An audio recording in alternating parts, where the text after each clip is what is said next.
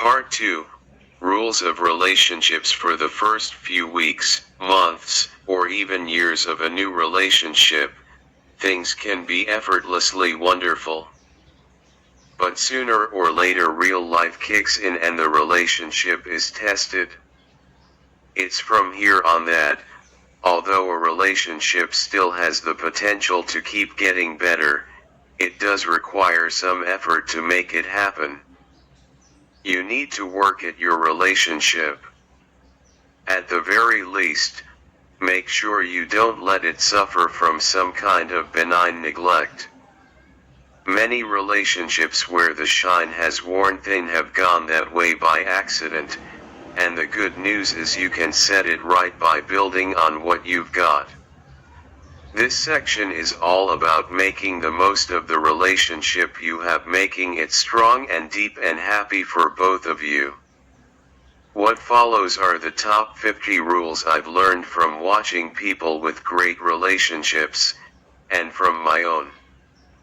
I know from experience that some are easier than others to follow, but if you stick at them, the rewards are huge. If you've managed to fall in love with someone who is capable of making you happy, see Rules 1 to 19, you have laid the groundwork for a life of happiness and love. All you need to do now is make sure it doesn't get derailed. These rules will keep you on track. I'm assuming for the purposes of this set of rules that while your partner isn't perfect, who is, they aren't a total waste of space either. If you've fallen in love with someone who doesn't care about you and never will, these rules won't make you happy, even if you can keep the relationship together. I don't want you to have that kind of life, so to use these rules effectively, you have to start out with someone who wants you to be happy and is prepared at least to meet you halfway in making that happen. If you're approaching the relationship with the same attitude, you are well on your way to a long and happy life. Rule 20. Be nice. You've had a long and tiring day. In fact, it's been a difficult week.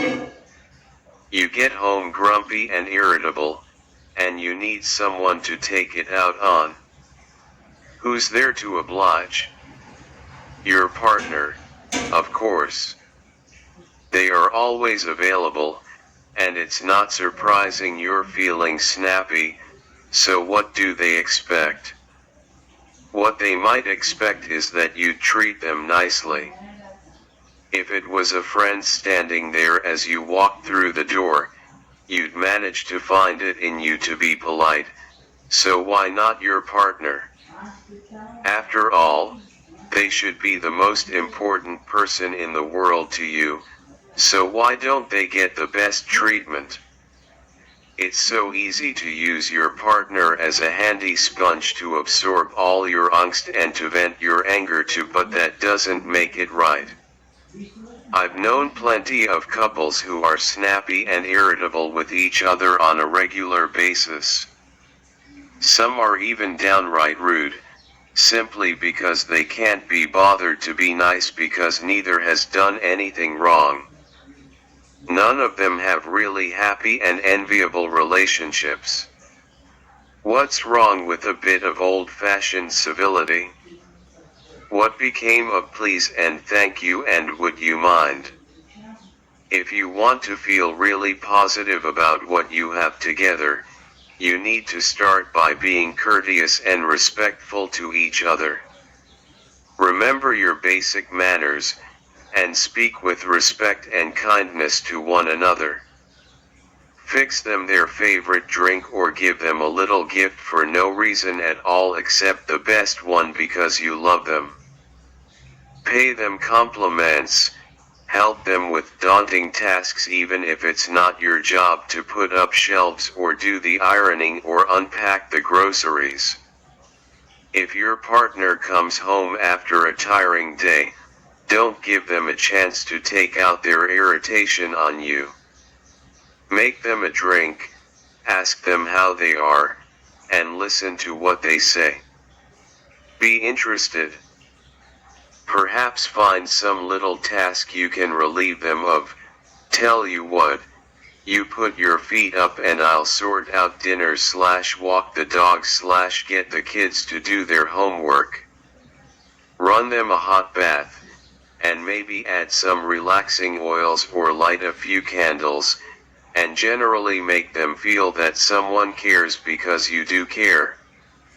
If you have children, what better example could you set for them?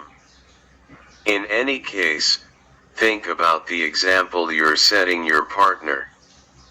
You're asking to be treated in the way you treat them, so better make it good. That's not why you're doing it. You're not being nice to make them be nice back. You're being nice because you love them and that's what they deserve.